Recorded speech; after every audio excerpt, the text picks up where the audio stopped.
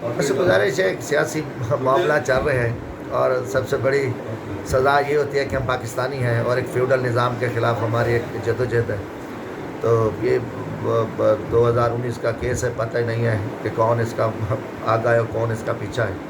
تو بشرط کہ دکھ ہے کہ صرف دکھانا ہوتا ہے کہ جی ٹھیک ہے جی کسی کی فرمائشیں ہوتی ہیں.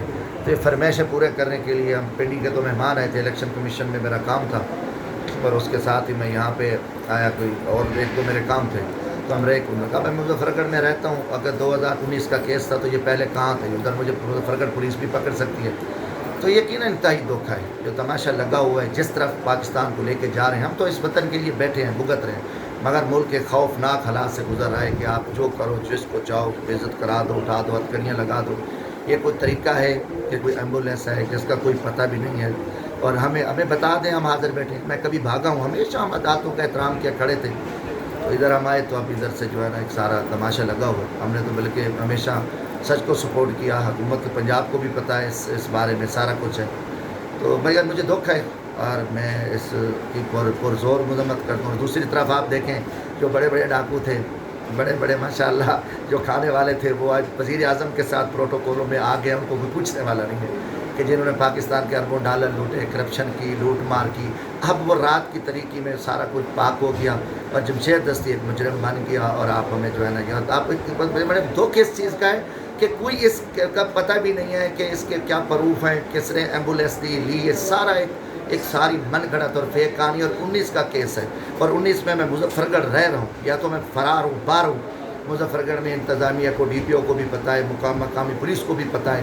بس یہ انتہائی یقیناً میں کہتا ہوں انتہائی دکھ ہے اور انتہائی بزدلانہ ایک بےغیرتی ہے، نا انصافی ہے. اور نا انصافی کا ناسور اس ملک کو تباہی کی طرف لے کے جا رہا ہے. میں نے ہر ظالم، ہر فرعون، ہر یزید، ہر نمرود کا، ہر پاکستانی دشمن بغیرت کا ہم سامنا کریں گے. ہتھ کڑیاں، جیلیں نہ راستہ روک سکتی ہیں. جتنے دن زندگی ہے ہم ایک صحیح معنوں میں حسینیت کا کردار ادا کریں گے. یعنی وہاں دیکھیں سریکی خطے میں وقت کے بڑے بڑے فرعون، نواب زادے، جگیردار، جن کا طوطی بولتا تھا. میرا قصور ہے کہ میں ایک مزدور آدمی ہوں، غریب آدمی ہوں، اور یہ پاک ہیں جو ملک کو کھا گئے، لوٹ گئے، اور ہمیں جو ہے نا آپ گھسیٹ رہے ہو.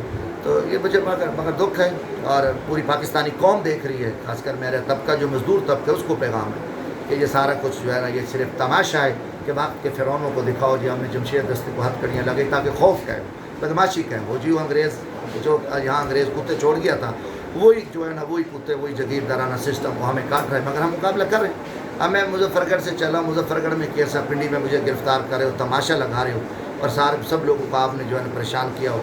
تو اللہ خیر کرے گا، مگر ہماری دعا اللہ تعالیٰ اس وطن کی حفاظت کرے، پاکستان کی. ہمارا جینا مرنا یہ ملک ہے. ہم اس فرسودہ نظام کے، اس بغیرت نظام کے، بزدل نظام کے خلاف ہم ڈٹ کے کھڑے ہیں. اور ہماری جان بھی چلی جائے مگر ہم انشاءاللہ اس وطن کو بچائیں گے. اور یہ جو گھٹیا نظام ہے، جو بغیرت نظام ہے، جو جھوٹے مقدمات، من گھڑا لوگوں کو انتقامی کاروائیوں کا نشانہ بناؤ، تو اس کو مقابلہ کریں. مگر آئے میدان میں، ہم نے ہمیشہ میدان لگائے اور بڑے بڑے سرداروں کو ہم نے شکست دی، آگے بھی دیں گے. 12 میں اس کی مذمت کرتا ہوں. یہ بات میں نے رات وزیر قانون پنجاب سے بھی بات کی تھی، ان کو بھی یہ سارا کچھ بتا دیا. انٹیریئر منسٹر پنجاب کو بھی یہ پتہ ہے کہ بھئی آپ کا بس کم یہ دیکھ لیں کہ یہ کیا ہو رہا ہے. اور وہ خود مظلوم ہے، خود کے اوپر ان کے اوپر ایف آئی آریں ہوئی ہیں، عمران خان صاحب کے اوپر ہوئی ہیں، پرویز الہی صاحب پہ تشدد کا نشانہ بنایا گیا ہے، شہباز گل صاحب کو. تو ابھی پنجاب میں ان کی حکومت ہے، اللہ کرے گا کہ وہ میری بات ان تک پہنچ جائے. کم از کم اس کیس کی انویسٹیگیشن کر لیں کہ یہ جو 2019 میں ایف آئی آر تھی یہ کیا ہے اس میں. اور ایک بندہ اس میں بے گناہ ہو چکا ہے، وہ مدعی بیان بھی دے چکا ہے. اب ہم اس میں جو ہے نا وہ بیٹھے ہیں. اللہ خیر کرے. عدلیہ، امید ہے کہ عدلیہ کچھ نہ کچھ تو کچھ دیکھے اس ماحول کو.